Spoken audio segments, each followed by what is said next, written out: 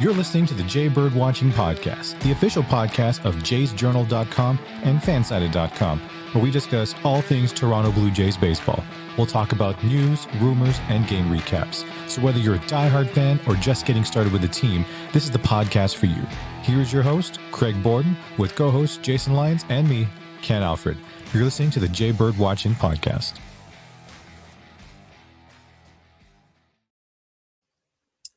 Hear ye, hear ye. We have Kangaroo Court this evening. Toronto Blue Jays fans are up in arms and still have not gotten any good answers, and it's nearly 2 weeks removed from the decision and the lack of playoff performance and basically the end of all our fun that we were having near the end of the year, guys. So we are back after a wonderful Thanksgiving. I hope you two enjoyed your Canadian Thanksgiving, where me down here in the States, I got to wait a couple more weeks. So I totally forgot about last week, so I apologize, boys. But how are we doing?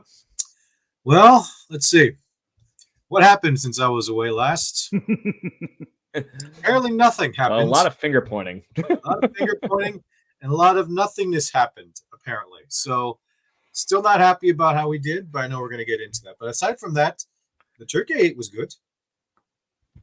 There you go. There's always a win in there somewhere. Yeah.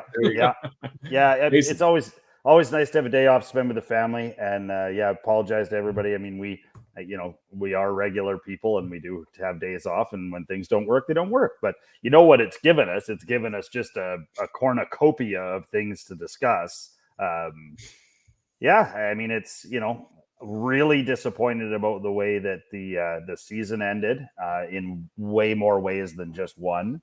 For all the regulars out there, beware, there might be a couple of F-bombs coming out of this mouth tonight. Just forewarning. Yeah, this might not be the most kid-friendly episode. Not PG. Earmuffs. Oh, and go Phillies. Go Phillies. Go Phillies. I'm hoping for the Phillies too, because I was doing a Brewers thing. I was like, I gotta root for the Brewers, and that only went so far. So to that point, it's a good postseason if you're looking for any underdog you humanly possibly can in every matchup. There are no longer any 100-win teams at all in the Major League Baseball playoffs, which is, I think, the first time in a long time to this point in the playoffs. So it's going to be a bit how it is. But anyways, guys, we're here to talk Blue Jays baseball tonight. And there's going to be a reason I'm going to be sitting here grinding this actual baseball like a freaking stress ball this evening. But let's talk about each thing in the way it goes here first. And we would be doing complete injustice to Toronto Blue Jays fans by not talking about the decision that is equally blamed. There's a reason it has literally been discussed, and anybody brings up the decision of late, the decision would be, if you don't know and you lived under a rock for the last 3 weeks or 2 weeks, this would have been I took Jose Barrios out in the 4 2/3 inning ballpark here with 5 strikeouts. The fact that he looked like Cy Young Jose Barrios, and he was cruising for Yusei Kikuchi to come in and finish that inning after just one walk by Jose Barrios. That is the decision. So, Jason, I'm going to let you run with this first. Do you think this was the single-handed downfall for the Blue Jays, or was this them, by them angering the baseball gods as it was in this whole situation? Or was this just the first of many things that went wrong in that last game or in the playoff period? Yeah, I mean, this was a real comedy of errors when, it shouldn't be comedic. The Barrios thing aside, I'll touch on that in a minute. I think that the Blue Jays walked into that series thinking to themselves, thank God it's not the Rays. And the Twins said, you know what we're going to do? We're going to cram this down your throat. We've been sitting here for 16 years trying to win a playoff game. And all we've seen are the stupid Yankees. And they come into our barn, we go into their barn, and they beat us like a rented mule. And then the Jays come in. They don't seem to really care. They're not focused. I mean, base running issues aside. We're going to get to each individual issue here. That's why I bit my tongue. But let's just run down the main parts of this, and then I'll let Ken attack it for a minute. Hitting. Oh, my God, hitting. If you can't hit, and this goes for everything, if you can't hit, bunt, walk, You certainly don't get picked off at second base when you have runners in scoring position. Like, so many little things you can be doing to not end up where the Jays were. What did they score? 1 run in 4 games. Is that right? 1 run in 4 games. 1 run. Yeah. In their last 4 games, including the 2 before the season. Yeah, 2 games. So yeah, but if you go back that, yes, you're not wrong with that statement. And so, I mean, they're considered to be one of the best hitting teams in the league. Now, let's also, we can also say that about Atlanta, who didn't hit their way into now not being in the postseason. But I digress. The Barrios call to have him pulled out was a giant mistake. It will sit against Schneider. It will sit against Shapiro. It will sit against this management group. It will be a sore spot for fans for a long time. Barrios has got to still be here for another 2 years, yeah? He has 2 more years on his deal. And there's a lot of this roster, period. We took out a guy who was mowing down his former team. They looked scared of him. They looked like it was the guy who used to play with them and mow guys down. And they knew it. And when he came out, a collective sigh went across that dugout, even though it was Kikuchi, and you can't really blame those 2 runs on Kikuchi. You can't. And most people probably have. But what you've also done is you've lit 2 of your good pitchers on fire within the baseball community. And to your point, Craig, the baseball gods were very angry about something like that. And for people who don't think that is something that happens, ask the Rays from a couple of years ago. Ask any number of teams that have made dumbass moves based on some pencil neck geek up in the box going, and this guy throws 70, and the barometric parameters. Shut up. Play baseball. Yep. And the baseball gods are a thing. And this is the same thing as far as things go. I know everybody's here seen the movie Bull Durham. You don't fuck with a winning streak. If you didn't wash your socks, you don't wash your socks. Whatever it is, you just keep going with it. And Jose Barrios was dealing. There is no other way of saying it. 5 strikeouts and 4 2/3. That is just insane, especially for a guy like him. And to your point, Kikuchi actually had the best last month of all Toronto Blue Jays pitchers. So he was cruising up to that point. And in all reality, he coughed up the 2. They throw him to the Lions. Bad. Yeah, they throw him to the Lions. Picture you put in there. I don't care if it's Cy Young himself. I don't care if it's Bob Gibson. They're more than likely giving up at least 1, right? I mean, it's correct. The reality of that situation is he's more than likely giving up 1. So, I mean, Kikuchi now has a bad taste in his mouth. The fans have a bad taste in their mouth about Kikuchi and about Barrios, and it's no one's fault other than whoever told Schneider to do it. And I'm sticking with that. Someone told John Schneider to make that move. And for the people who are under the guise that the whole team knew it was going to happen, go back and look at Bo Bichette and the way that he's speaking to Barrios. You don't talk to somebody like that if they know they're coming out. Barrios had no We're going to get to that topic. Sorry to jump ahead. That's a whole nother kangaroo court piece of evidence that we're going to talk about. So, Kenny, Jose Barrios taken out of the game. Personal opinion.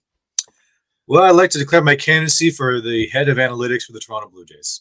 And I'm going to base that just off of everything like you guys said from Boulder.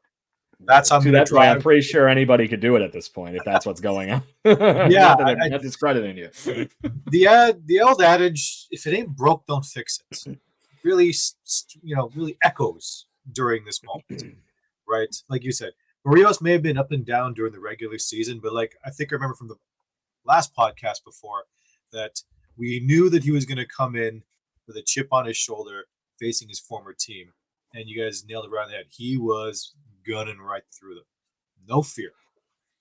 Like you said, I think just to piggyback off Jason's point, man, where they must have been happy when he got out. Right? But I just... You literally could see collective relief to your point, Jason. Yeah. I just don't get, though, like... So explain to me this. Analytics guys that are looking the stat guys, like to me, you guys are the analytics guys, right? So to me, like you guys are looking through all the numbers and you're relaying information to Schneider.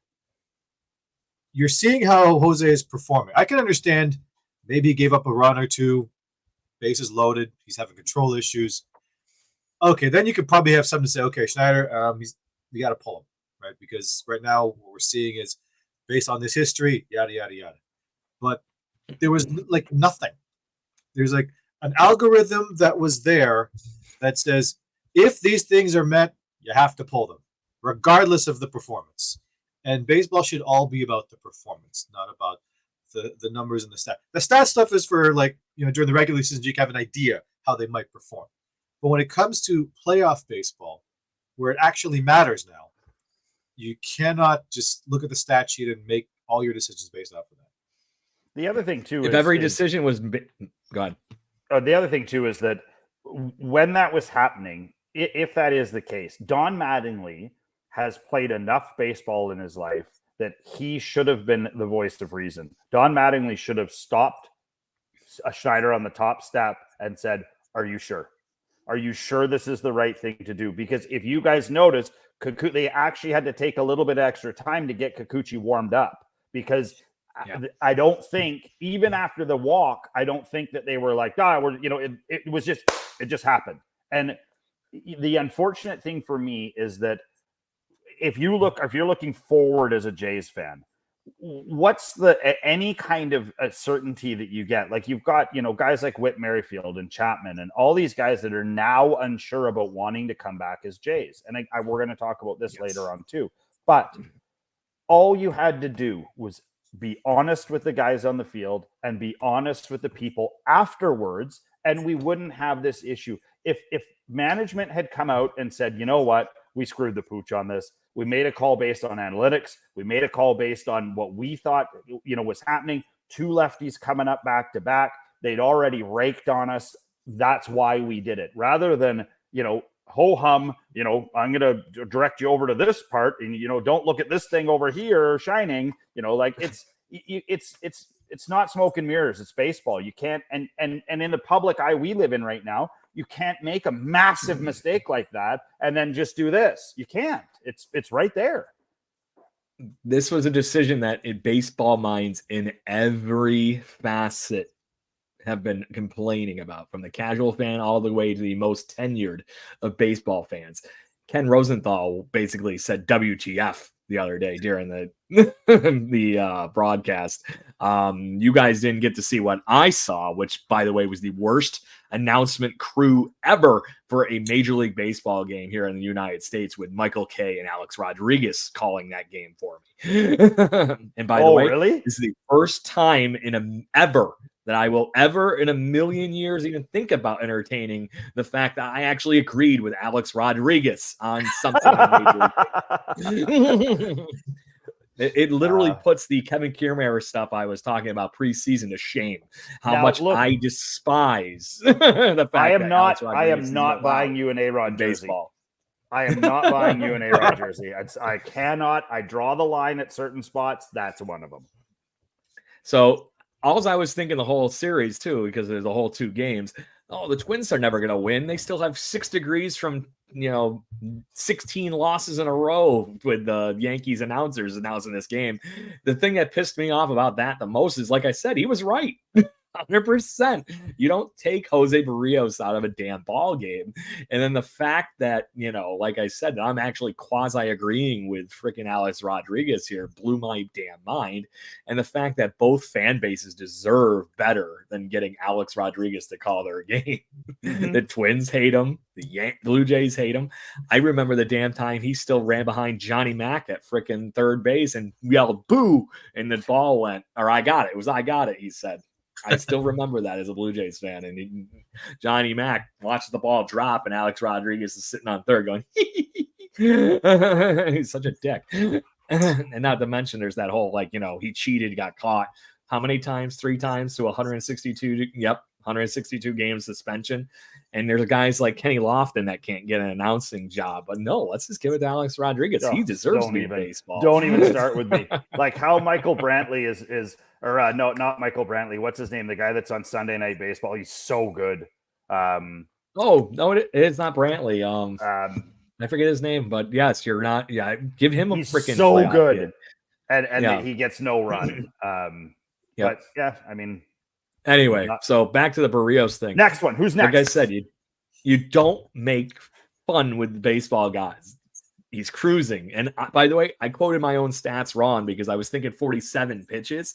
It was 3 innings of work with 5 strikeouts.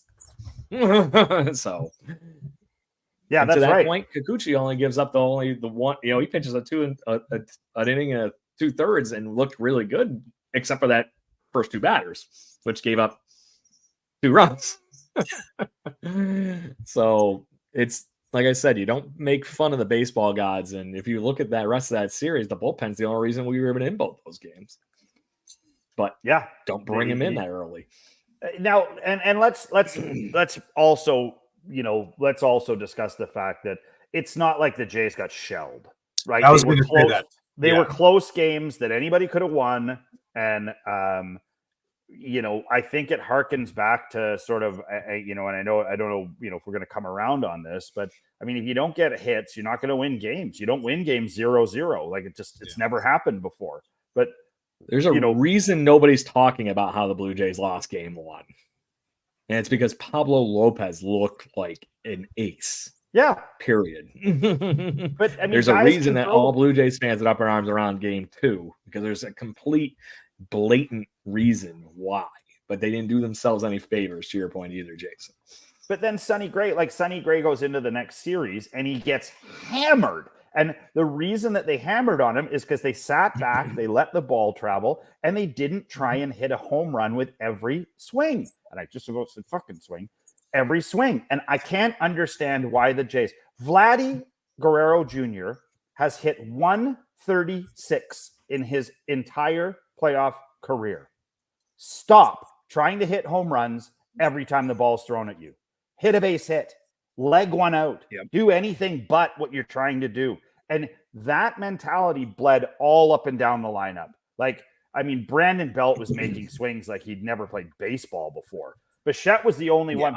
Bichette and Springer were the only two that looked like they were trying to get on base as much as humanly possible. And every time and to point that out there, Santiago Espinal with 2 pinch hits. Espy was great. But they were hits. They were base hits.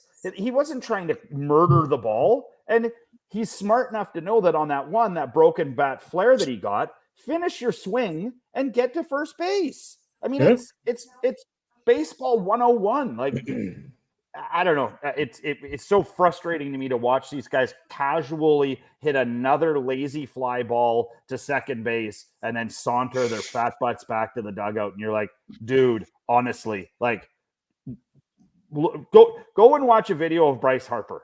If Bryce Harper strikes out, what does he do the next AB? He gets a hit. Angry. At least he fouls off 6 or 7 balls. The guy goes back into the dugout. He takes a look at what he did wrong, and he's like, I did that wrong. I sucked at that. He goes back up to the plate and challenges. Jason, you are going to my next point here is I think unless anybody else has anything they'd like to mention on the Jose Barrios thing out to add on to it. No. Good? No. So the next point is literally on putting the offense on trial. Agreed. 2 games, 1 run.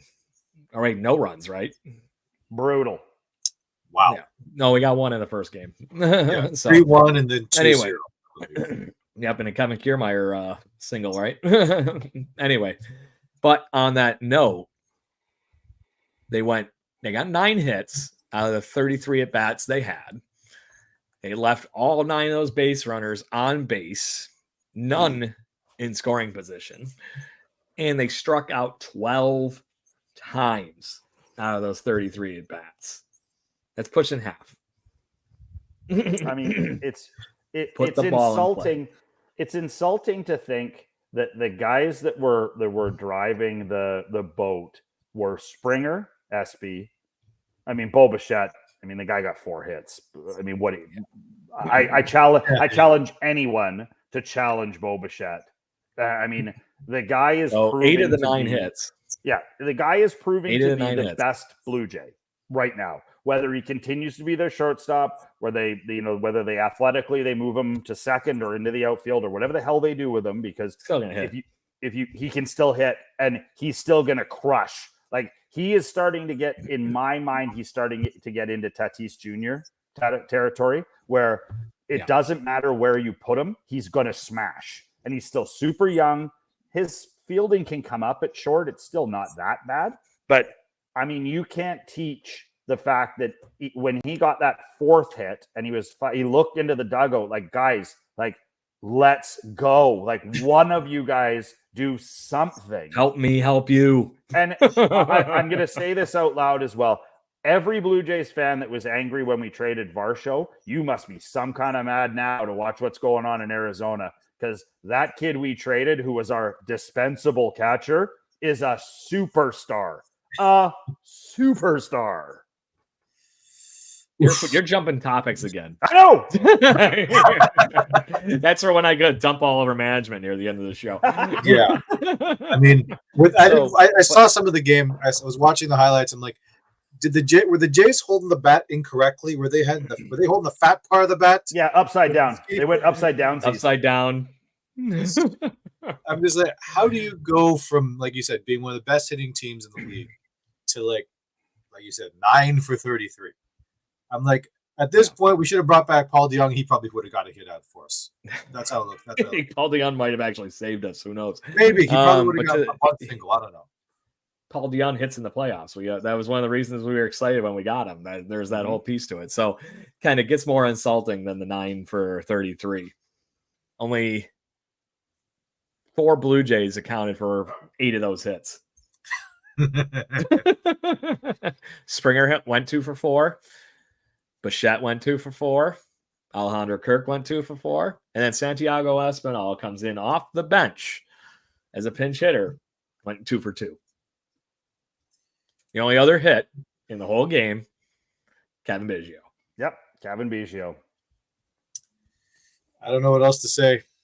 I think one of the other things that needs to be said out loud while we're talking about the offense is why were none of the Buffalo Club brought in?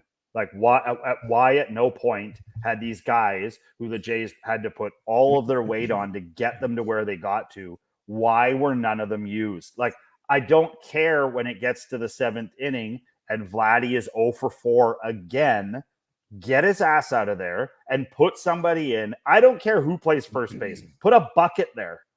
Put somebody in who can hit the ball and wants to. Like, do you guys think that if Schneider had got a chance to hit in the World Series or in the playoffs, he would have been excited and maybe tried to smash a ball into a gap, or, you know, like maybe this might, maybe that from that now. It would have been amazing to watch him come in and do what he did and just one at bat and put the team back in, light a fire under their ass like all the Buffalo boys did.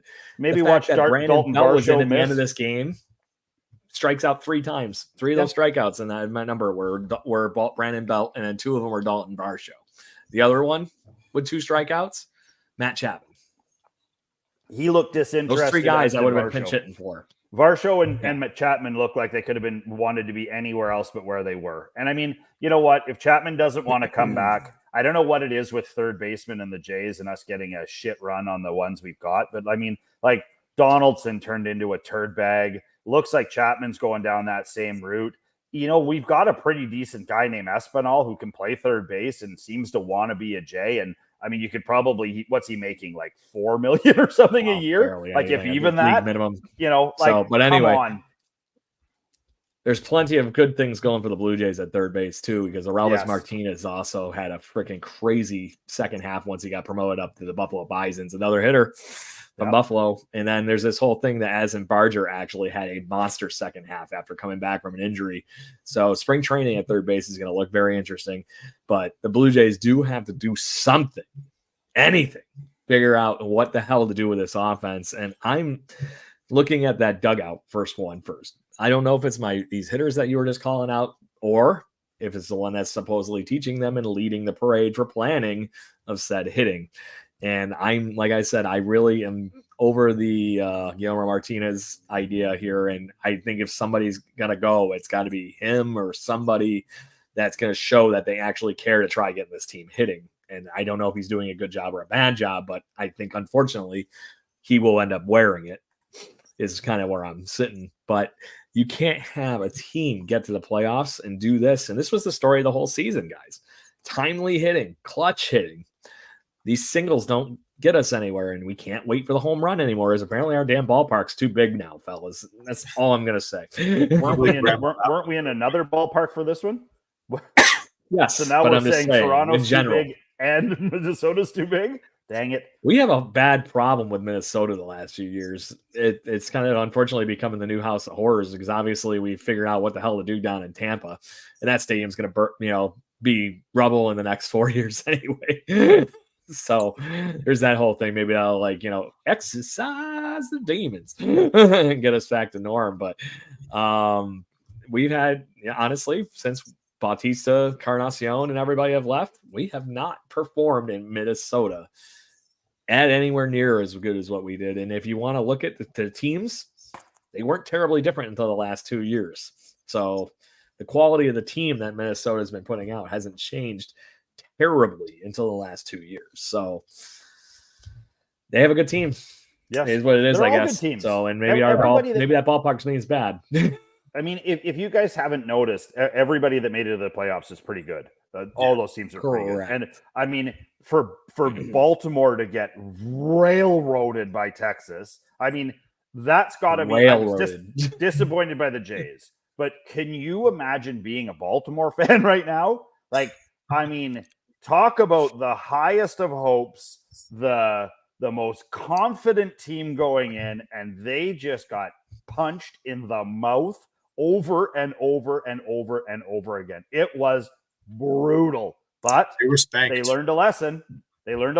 Oh, they damn learned a lesson. 100 wins and then doing that. They're going to come back with a chip on their shoulder next year, and I don't think it's going to be fun and entertaining for any of us to be on the other side of that whole equation. Texas is on another planet right now. Texas is playing baseball on Mars, and the rest of us are down here watching them. Yeah. Well, Texas is the definition right now of getting hot at the right time. Yep. Yeah. I mean, I think if you live in Texas, at least you know that some team from Texas is going to be playing in the World Series. Ugh, yeah. Don't even mention the other team. I know. Just saying. Yeah, boo earns. Boo earns. I got my one reason that they could win last year. Dusty Baker's been taken care of. Yeah, he's done. We're sorry to say, fuck the ass. Nice guy. Oh, sorry. Leave all this out during editing, guys. Seriously. What? I think we've been pretty politically correct up until I dropped that F-bomb. I was expecting there to be more table flips and chair tosses and stuff like a WWE match here, Ken. My table's too big. Yeah. My table's too big. I'm at a huge table. So, okay, let's move on to the next topic, and that is the finger-pointing bullshit that we've been literally witnessing over the last, I'll say 9 days at this point. So, the Toronto Blue Jays fans have been dying as a fan base for answers. Have we been getting any? Hell no. The nice thing that we've been getting more is why don't you go look over there and see what he says? And then the next person goes, oh, well, don't look at me. Go see what he said. And it's just a pass the buck along. Somebody needs to get in trouble. And the Blue Jays fans deserve better than this. If someone just owned it, I don't think the Jays fans would be as upset. They'd still be upset, but you take it on you just take the hits, right? But if you're trying to pass the buck to the next person, now you're just trying to say like, well, really? There's no accountability on the front office anymore? I don't get it. It's a common. We'll get to the closest thing we've gotten in a minute. If you guys haven't noticed, this is a common thread around sports right now. I find in years past, when larger mistakes have been made or when a fan base has been let down on a large scale, ownership, management, someone has stepped up, even to some points where in the MLB you would see a coach fall on the sword and be okay with it. Like they would be like, yeah, I screwed up. I should have done this. I probably shouldn't have let them done this. And maybe our curfew should have been earlier, whatever the hell it is. Somebody's owned it. And I find that with the world that we're living in right now, nobody wants to own it at this point because there can be depths of owning that. So let's just say Shapiro or any of those guys say, yeah, it was me. And Shapiro, I like my little thing down here because the Jays are for Shapiro since he's taken over. There. He's never won. They've never won a playoff game with this guy in charge. So I'm 100% with you guys on the fact that somebody needs to get kicked in the shins on this. And I like Schneider. I think it would be a mistake to fire him. So where do you go? Like it's a real tough one here because management is not unlike the Vancouver Canucks management where they just they do that Homer Simpson where they go into the hedge and no one sees. They're like, wait a second, doesn't somebody own this team? And they're like, no, there's no one here. Look at Little Cross. You saw nothing. Yeah, these are not the droids you're looking for. But and Craig, you and I were sort of mentioning this before we came on, that Shapiro at least has hinted to the fact that he might be slightly responsible or knows why, or but it's just shit on top of shit on top of shit, unfortunately. Yeah. I'll get to that point in a minute. It's that's newer that Blue Jays fans might have missed. So, but Kenny, I feel like this is like, we are, even to your point, Jason, we all have kids, right? So what just tell me what the hell happened, and I'll be a lot happier with knowing what the hell actually happened versus being more or less flat out lied to and saying, go look over there. I don't care. There's, baseball went through the window. Who did it? And then watch all the kids run away is kind of how I'm currently feeling. But what do I know right now? I know that on field, let's just look at the fun here. On the field, John Schneider made the decision. The exact quote I'm looking at right now was, we had a few different plans in place. Jose was aware of it. He had electric stuff. Tough to take him out, but I think with the way the Twins were constructed, you want to utilize your whole roster. It didn't work out. That was John Schneider the day after the decision. That doesn't sound like a man that thinks he made the best decision, but it also doesn't sound like that he's saying I had a problem with this plan or anything of the above, right? I feel that someone told him. Someone pointed out to him that you got to pull him. Just the way it sounds like it, right? So, as I reiterated, I'm trying to announce my candidacy for the head of analytics. That's all I'm saying. But the other thing too is you don't want to be accused of leaving bullets in the gun too, right? Like, I mean, that's a classic where a team makes it to somewhere and they just don't, they've got maybe the best closer in the business, or they got the best middle reliever in the business, or they've got a devastating starter that's sitting on the bench while this guy struggles out on the mound. And you don't want to be the dude that left Nolan Ryan sitting on the bench, or Joe Carter, 2016. Yeah, like you don't want to be that dude. And so that's that fear of knowing that they've got Kikuchi, who also has electric stuff, that creeps into it as well. So I can see what Schneider's saying with that. But what I can't get down with is, if that's what you're going to do, if that's what you're going to say, if you're going to say it was time to change him because we didn't want to leave anything on the table, then why the hell did they not put some of those other guys in to hit? Or in the midst of that whole thing, same situation there, I don't know why in the midst of that comment there, if it was purely on the decision to go with that and that was what we were going to do all along, why would you even mention that it was hard to take him out because of how electric he was? Just, that was the plan. Yep. Sorry, say nothing. Plan didn't work out. Yep. Walk away from it. Don't leave the pin in the grenade pulled half out for yourself to try to figure out how to put it back in. Because that's, to me, the fact that he wasn't sure about it. If it was full on the game plan from all on and everybody full-heartedly agreed on it, that comment doesn't come out that way. Yeah. And then to the other point of what we were talking about with the reactions of the players and all the other Yep. That's a whole piece to it. So anybody want to talk about, evidence point 1 or A here before I move on to B? Let's go to B. Yeah, I mean, I think we're kicking a dead horse here with this. I don't, like I said earlier, I don't blame Schneider for this. This was a decision that was made above his pay grade. And the fact that he at least sacked up a bit and said some of the things he did, but you are 100% right, Craig. Why blow smoke up Barrios' butt for no apparent reason? Just say that was the plan. We tried and it didn't work. We didn't want to leave any bullets in the gun. We wanted to make sure that we went out kicking and screaming, and that's what we did. End of interview.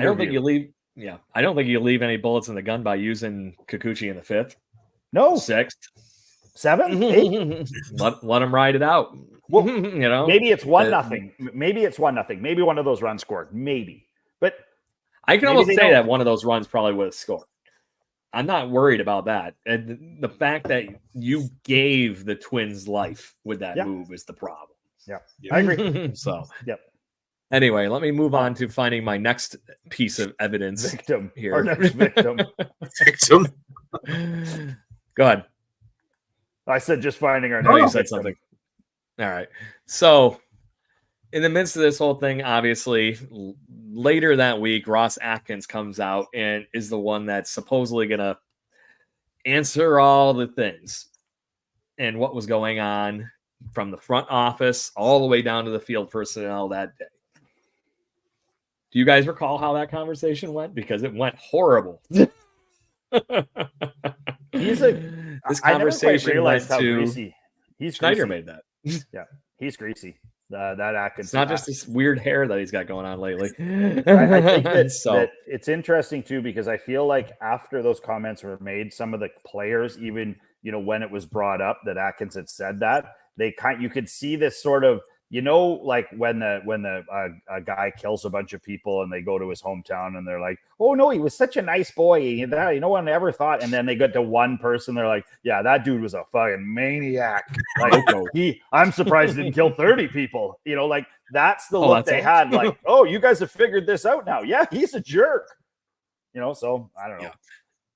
So the exact words from that interview were, I was just as shocked as you all were. Oh, that's great. That's how the interview started with Ross Atkins. Makes me feel a lot better. Garbage. All right. So all I'm hearing is you guys are almost taking that seriously. So stupid. What a stupid thing to say. Honestly, what a dumb thing to say. Yeah. Own it. Just as surprised as you were. Yeah, own it. Stop throwing people under the bus to save your own skin. Nerd. Fall on your own sword. Recording. This is one of those wonderful things that you could, what's the commercial that it's like, oh, I can challenge that, and you drop the flag for like everyday conversations. I never said that, right? It's on video. I watched it again. I have it. Just to get a little extra angry for this episode right before I so had to poke the fire, right? Yeah. So more or less the rest of that interview goes on. That day we had preventing runs was not an issue. We couldn't score any runs. The strategy is one that in the end was effective if we only scored 2 runs. What a dumb thing to say as well. It's very just exciting. Yeah. He more or less tries to turn it around from that aspect of that decision of the Barrios piece. Was just a tidbit, right? He's trying to move the blame over here to the offense. We know the offense sucked both games. That's not the problem here.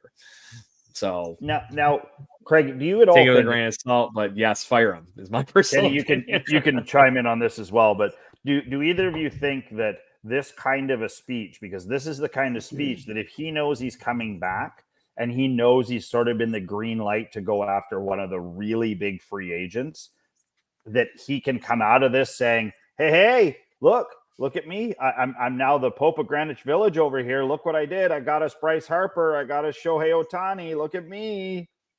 Like I don't know what saves you at this point. I really don't. That's what it's going to take. It's going to take getting one of those big. I think it's both 5 those guys. Get both. That? If you're one of those 2 guys right now and you know this shit's going on, are you coming to Toronto? Maybe. I mean, I think money. Money does a lot, but I also think the Jays legitimately have a legitimate chance to win a World Series or at least compete for one in the next 5 years. Now, Harper may not want to leave Philly. He likes Philly. They seem to be pretty good, and so maybe that's not an option. But I mean, if you start to look to Shohei, Shohei wants to go to a place where he culturally he likes it. So Seattle, Toronto, there's a few he's mentioned where he likes the culture of the city. He likes the fact that that there's a heavy Japanese population and that they do attend the games and come out in big numbers. He also wants to go somewhere where if he can't continue to pitch at a level that he is going to be expected to, that team can pick him up. And that's the Jays. There's very few other teams that could take on a salary and a player like Ohtani and not have to say, Shohei, you're going to have to pitch every 5 days. Sorry, I don't care about your elbow. I don't care about your shoulder. I don't care about any of that stuff. We're getting you because you're 2 players. Where the Jays, are pretty decent, where they could say, we've got a pretty good 5 to pitch here. Let's just let Shohei hit for a month. And if we need him, we can have him pitch every 10 days or whatever. Be like a utility, the 6th starter almost, right? Yeah. Correct. Not opposed to So, that. Will we get it's going to have something like that, though. There is no turning back from this. And then I'm going to show you the rest of the why I don't have a way back for Mr. Atkins anyways, because to the point of literally all of us calling, bullshit to that comment a moment ago, I found out just as much as you did. Here's a direct quote from the Shapiro presser on Thursday. I knew the game plan. How would the boss of the boss know, right? I knew the purpose behind it. I was aware of it, and I knew that the goal was to bring in Kikuchi in and turn over the lineup and get some of their left-handed hitters out of the lineup for better matchups later in the game. Great sound baseball decision. He's owning up for it. Unlike the other gentlemen that we talked out here in the middle. So now you've had Schneider say one thing, the middle person do this, and then the guy that runs the whole freaking show say, I knew about it. It doesn't go all the way up to the president for an on-field decision like that unless you were all sitting in a room together. Yeah. Period. And also discussing the fact that if this went south, they were probably all going to have to wear it. And so I think for the guy in the middle to sort of do this, I mean, I think that says a lot about his character. And again, if we're looking for someone to gas, I think that was the perfect opportunity right there to say, look, Correct. we all seem to be on the same page except for you, and you're going to be the one that's going to fall on the sword. See ya.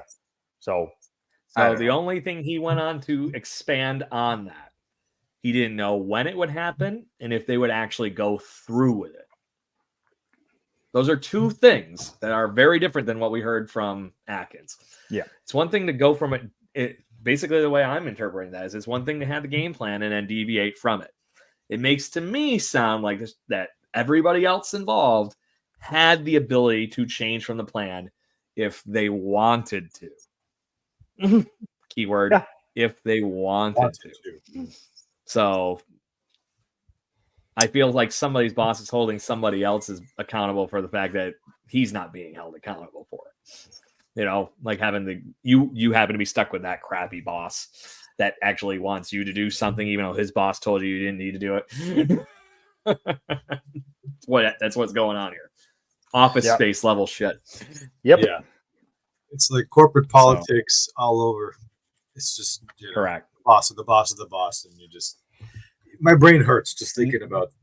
And now this is why, Jason, what I was saying a moment ago, if you were one of those free agents, you see that kind of crap coming out in the play. Any player that's going to come to Toronto this offseason is going to go to their homework with their agent and be like, well, let's look at Twitter. Let's see what the fucking world looks like, right? Holy crap.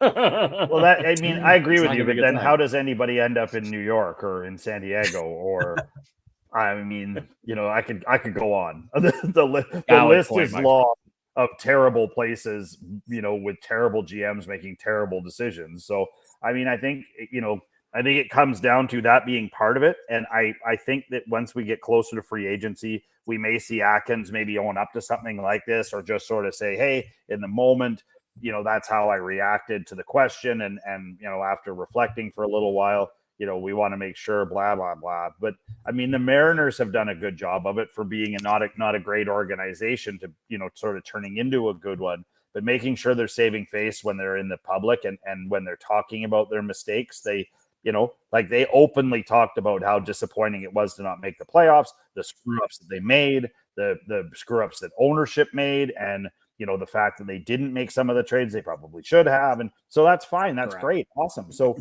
now your fan base has something to rest its hat on, where the Jays, I don't disagree with you, but when you look at the class that's out there of guys that are free agents, there's not a lot of real heart guys in there. Like Juan Soto doesn't go back to his $1 million mansion and go, I wonder what the right thing to do is. He just sits on stacks of money and waits for the next stacks to show up. And there's a bunch of them in this group that are sort of, hired guns or professional killers or whatever you want to say that aren't going to Especially care. with Soto, he's already won a ring. Yeah, and they want 40,000 in the state. They want 25,000 in the seats, and they want them screaming his name, and they want jerseys to be sold, all this stuff. Where there's a few guys who are on that list, like obviously when you look at the catchers, especially, none of those guys come to mind on any of that stuff. But as you start to get further away from the catchers, it's amazing how lower quality of human you start to get. Quickly. Yeah, you get into the Yasmani Grandal that can't hit a ball except over the fence and bat 125 really quickly. Yeah, Willie Adames, Tim Anderson, Rojas. I mean, there's a lot of guys out there that are just bring back Benji Molina while you're at it and see. He probably might hit better. I don't know. Good shit. Anyway, so the last bit I wanted to mention from the Shapiro presser as far as takeaways and whatnot go on that avenue, fellas, is the fact that he's putting it out there and calling out that there needs to be more transparency.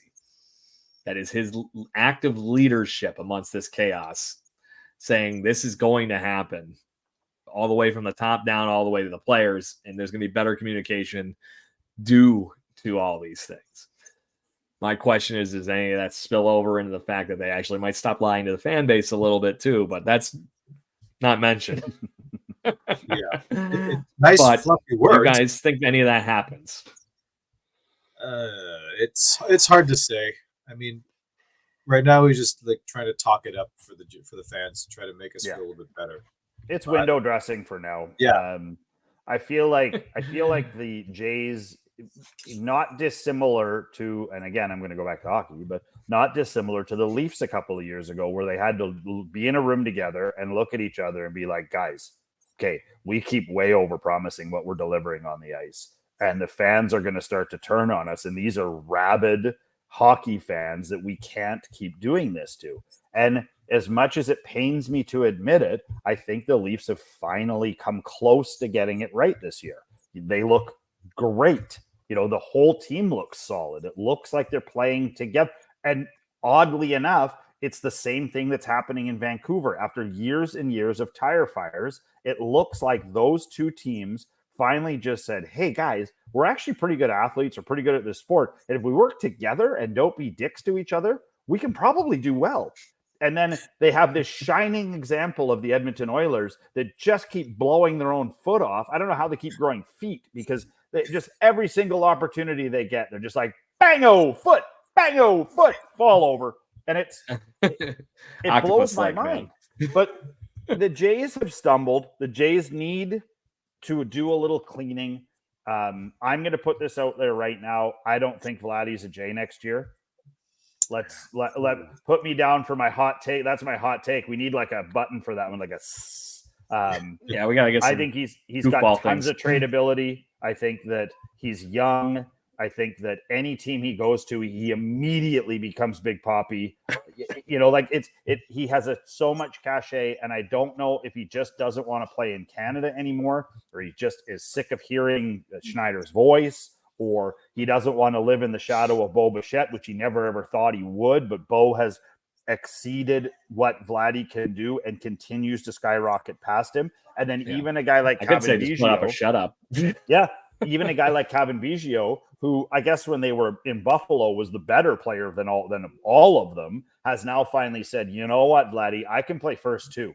So, I can challenge you defensively, and I'm starting to get better than you offensively, and I make a quarter of what you're going to pull. So these are things that are going to start to show up. And I mean, I know Teoscar wants to come back. He's said it out loud. He said, I want to go back to Toronto. So he's a free agent now. Does Joey Votto want to play his last year of baseball in Canada in the place that he was born? I mean, I would say yes.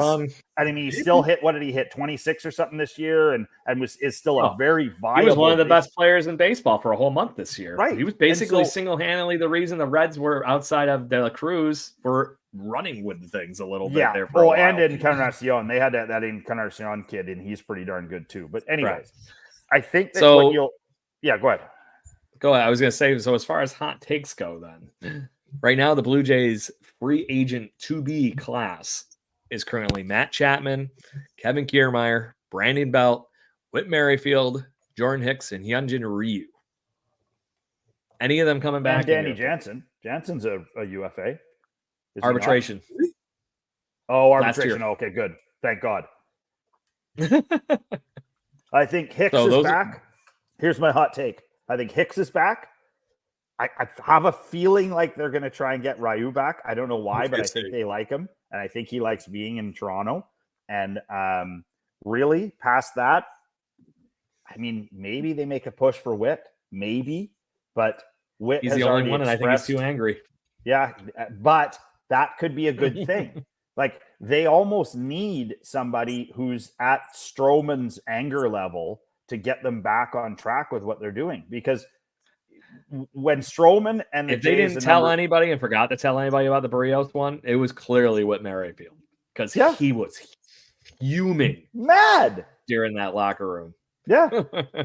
I mean, I don't know. That's my prediction. I don't know my ass from my elbow, and maybe we should ask Ken, because he crushed the pick to clicks. So he's probably going to be bang. I'm not even going to go over the playoff one. That was just chalk it up that we all sucked, just like the team did. So burn that. To that point, it kind of, if you want to take that with a grain of salt, that means you just won the whole damn thing. Whole season. You are the victor of J Journal 2023. We'll get you a belt. We'll get you a belt or something. Picks the clip. I'll take the belt. There it is. Yeah. So, Kenny, those free agents, do you think any of them are going to come back? I like Ryu. I think like you said, I think piggyback off what Jason was saying, I think he does enjoy Toronto. I think before the Tommy John surgery, I think he feels like he needs that redemption to really show what he can really do. And he wasn't that bad actually when he came back, and so I think he's going to be coming back.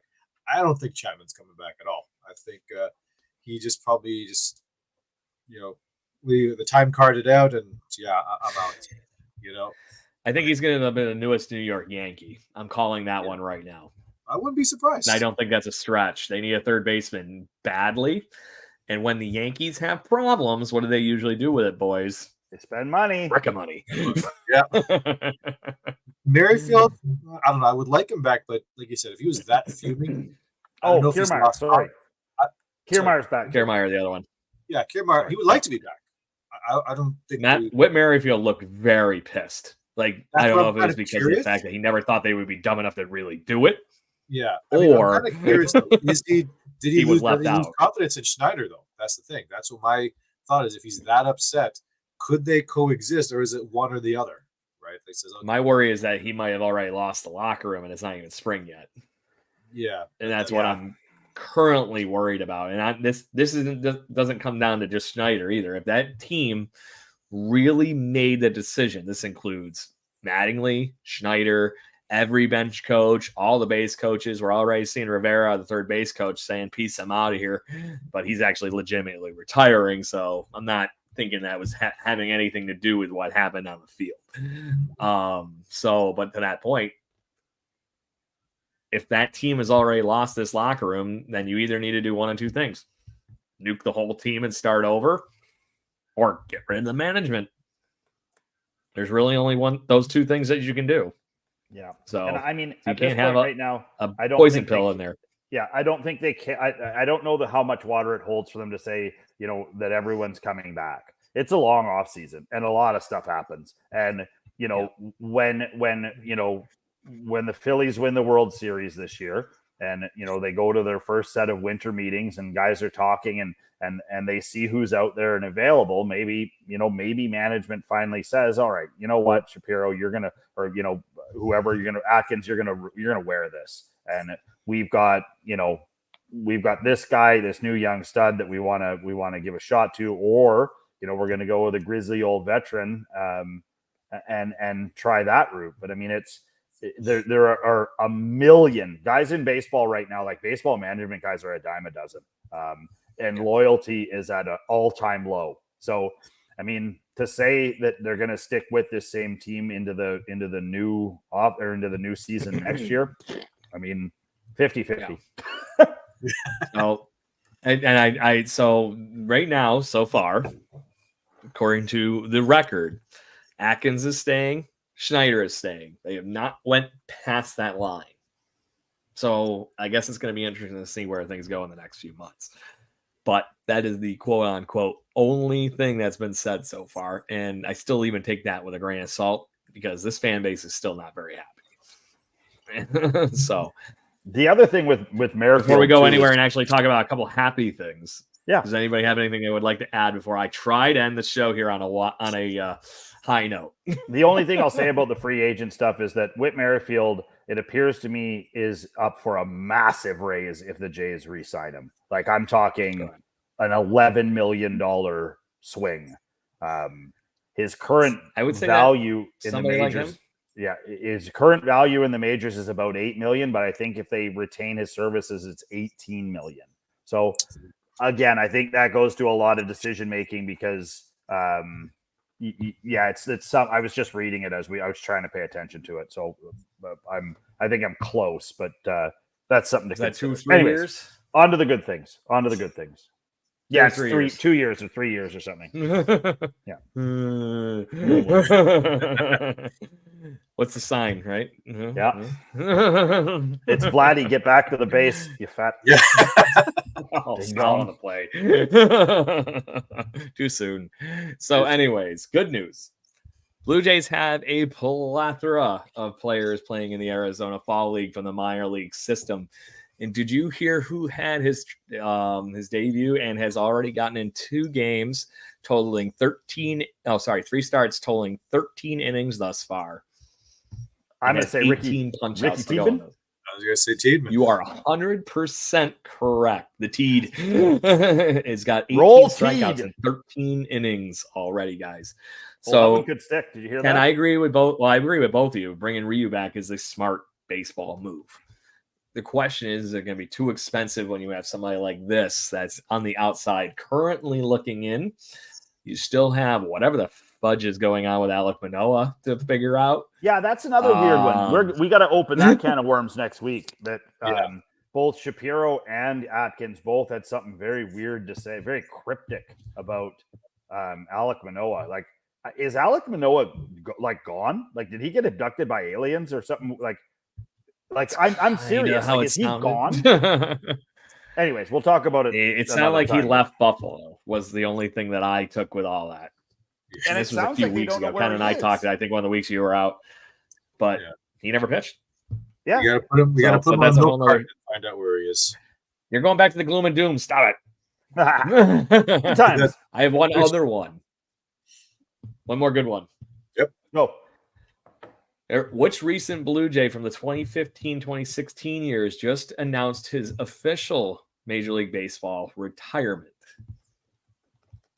It's happened in the last 3 weeks. Oh, really? If you pay attention to Twitter, I've already invited him to be on this show, and I hope he pays attention. Yes. Is it?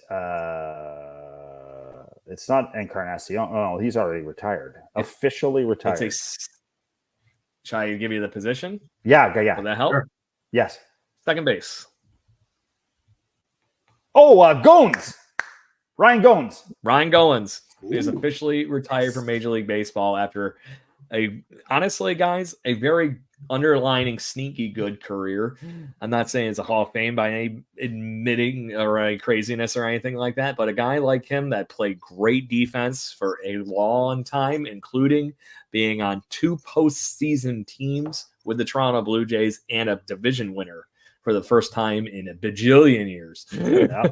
So he helped us break the curse. He will forever be happy amongst Blue Jays fans and always will be welcome. But Ryan Goins did officially declare his retirement. And like I said, I invited him to the show. I hope he listens. I'll get on it too. Yeah. And he was a good guy, quality, high performer in the playoffs, knew when to step his game up, quality human being, always seemed to have a big old smile on his face. And I don't know if there's any better. I can't remember which hit it was where Goins scores the run and slides into home, and it's just a big cloud of dust as he comes flying up and he flexes, and it's just like I mean, I don't know if I've ever seen either of my kids that happy. Like, I mean, that dude was happy. So I think I know where you're talking about. So I sent him the message, right? And then I said, I sent him another tweet right after that. Said, oh, by the way, if you join us on the show, I'll be this happy. And it was the gift that you're talking about of him scoring the first run after the bat flip. Yes, that's it. That's exactly he was the runner on third base. Yeah. And he comes in, he's all like, yeah, screaming and everything. I sent him that gif and said, this is how happy we'll be to have you on our show. All of our subscribers and people that listen, go to, is it Twitter or X or whatever the hell it's called now? Whatever the hell it's called today. Goins, tell him to get on this show. Tell him this is the spot to be. All Goins all the time. We'll even call it Goins, Goins, Gone. Look at right. That's the episode title. There you go. I'm pretty sure we actually had one when he actually was on fire named that during that time frame. Reuse it. It's okay. Reuse it. Yeah. And just to be this person, this is the other reason I have a beef with Michael K. All those years that Brian Goins was on the Toronto Blue Jays. I don't know how you can really butcher that last name as much as you did, but Michael K found a way to do it. Yeah. Goins. Goins. It was like Goose at one point. Stop Bears. So anything you guys want to add before we do our normal typical sign off and tell the Blue Jays fans what we got cooking a little bit for the off season here? Here's the only thing I've got. Jays fans, thanks to everybody for obviously, subscribing and following this year. We keep this going all the way through the best we can through the off season, through some, I know Craig's got some fun stuff planned. We're really going to effort to try and get some good guests in the off season and keep this thing rolling. I owe a debt of gratitude to a lot of the friends and families and hockey kids. And I know there's some of the kids that actually listen to this podcast, which is super gnarly. And just, don't just be a Jays fan, be a fan of baseball and make sure that you watch the World Series and make sure you're talking about it at school and with your friends and all the rest of that, because you don't get to know guys like the guys that are on the Phillies and the guys that are on the Diamondbacks and stuff like that. And you don't get to know who the cool, new guys that are coming up are if you don't pay attention to what's going on. So, make sure you're fun series. Yeah. Just watch baseball, have fun, watch baseball, do it with your friends, do it with your family. Tell the whole bunch. Get out and play some stickball for Christ's sake. It's raining too hard here, but yeah, I know you got a monsoon going on and where you're at. Ken and I just are, battening down the hatches for this thing that's called blizzards. That'll probably be here in a week. Ken, nothing else to add to that one. Jason made a great point. It was a fun season. Yeah. I know we got to have a fun during the off season as well. And you listeners are what keeps us going, keeps us doing this. So. Keep subscribing, keep commenting, and any ideas, please send them our way. Love the retro hat, by the way. Turncoat. Yeah, there it is. I love how they've been actually wearing their powder blue 70s stuff. That is funny enough. The color of my brand new Bronco, by the way, that I bought is that like powder blue looking color. So, anyways, I want to mention, for as Blue Jays fans that are listening to this podcast, we are going to be here with you all off season, like we were just saying. We have some really good fun things, including a Guess That Blue Jays tournament with a bunch of podcasters, writers, anybody you humanly possibly can think of. We've already got a few teams that are committed. If you would love to be one of those fan teams that would like to join in, maybe I'll let a couple of fan teams come in if you want to be able to get that going. So, and apparently we have a few listeners from the Philippines this evening. So there we go. We got some more fun going on. I didn't know there were that many Blue Jays fans in the Philippines, but thank you very much for listening in this evening.